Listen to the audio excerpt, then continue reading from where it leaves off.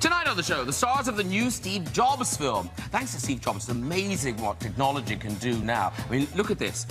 Michael, ask it something. Do we have a great show tonight? We have great guests, especially that Michael Fassbender.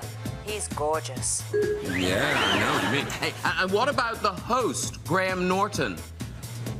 I'm sorry. I don't know what Graham Norton is. You know, the chat show host? Would you like me to search for old men with beards? Stupid phone. Let's start the show!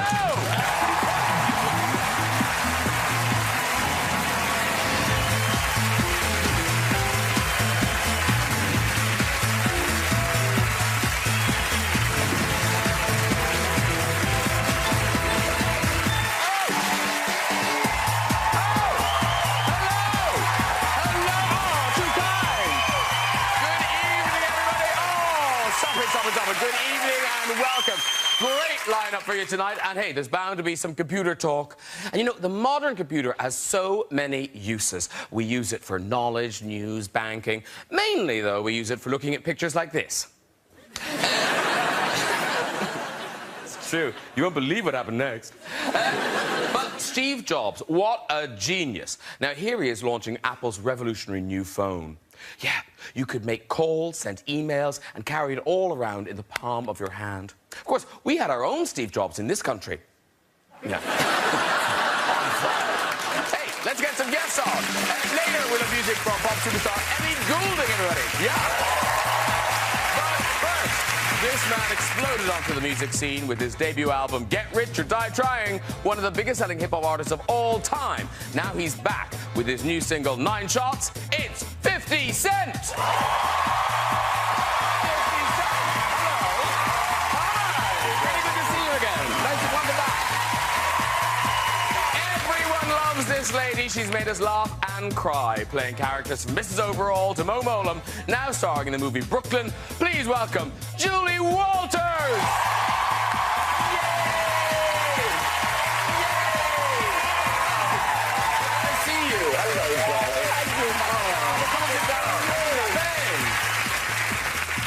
One of Hollywood's hottest properties after a string of standout performances in Shame, Inglourious Basterds, X-Men, and Oscar-nominated in 12 Years a Slave. Now starring as Steve Jobs, it's Michael Fassbender! Yeah!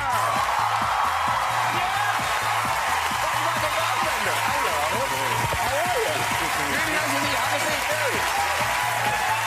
And starring with Michael and Steve Jobs, this lady shot to fame in Titanic 18 years ago and has gone on to win 3 Golden Globes, a Grammy, an Emmy, and an Oscar. She's one of our greatest Hollywood exports and one of my favourite actresses. It's Kate Winslet!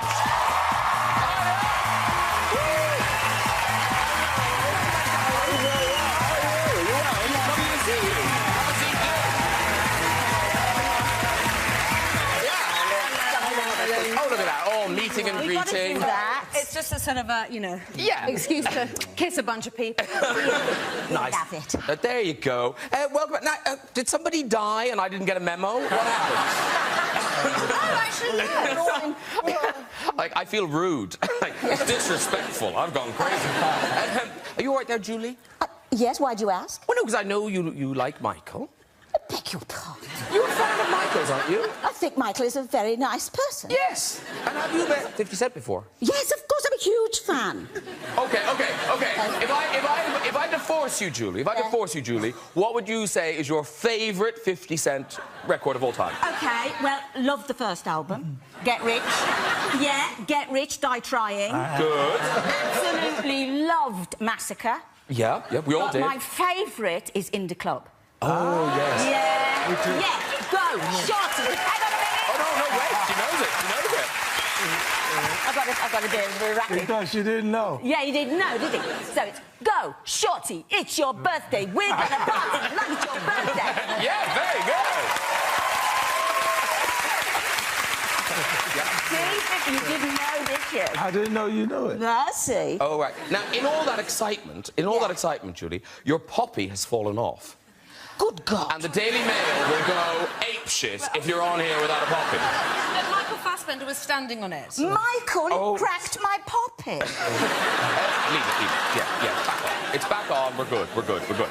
Now, talking of birthdays, ladies and gentlemen, talking of birthdays, Kate Winslet, you had a, well, not a big birthday, but a milestone Darling, birthday. I'm 40. Oh, you're only a You'd never believe it to look at me. You really wouldn't.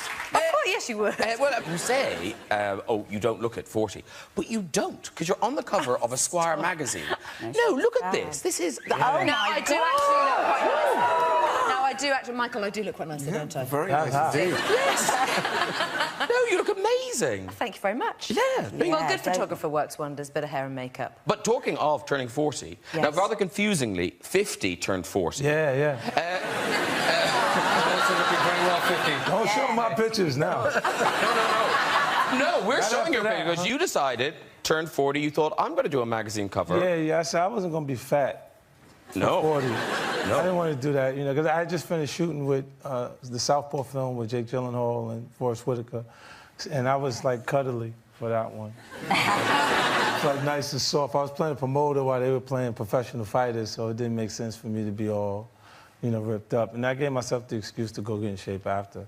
And the magazine you chose to appear on was Muscle and Fitness.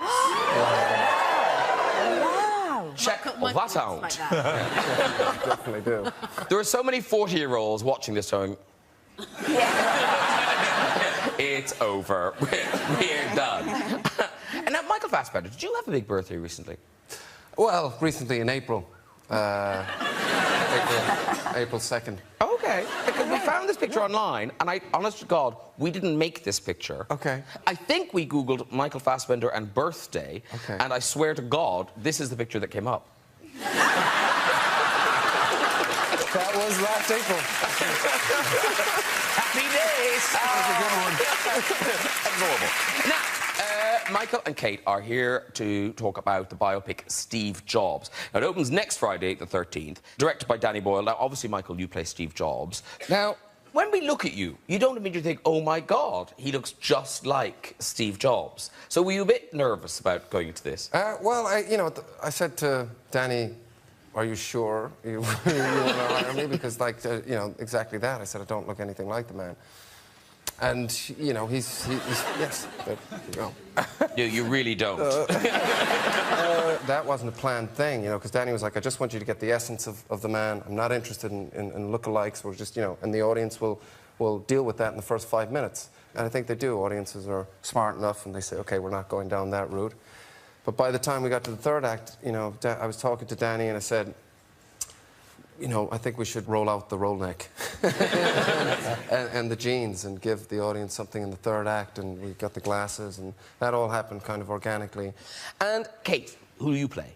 OK, so by the way, I just have to say, this film is really fantastic, and Michael is really fantastic in it. Moving on swiftly, I know you hate me doing that, but I have to say it.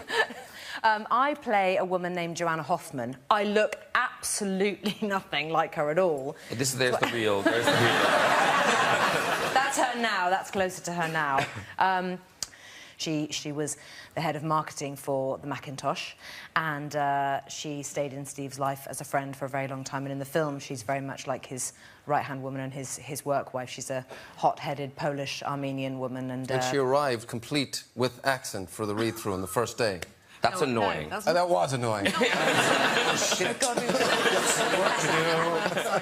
we were beside ourselves with fear. Because with biopics, often people have a lot, you know, you have a lot of license. But this is such recent history. Everyone's got an opinion on what happened to the man.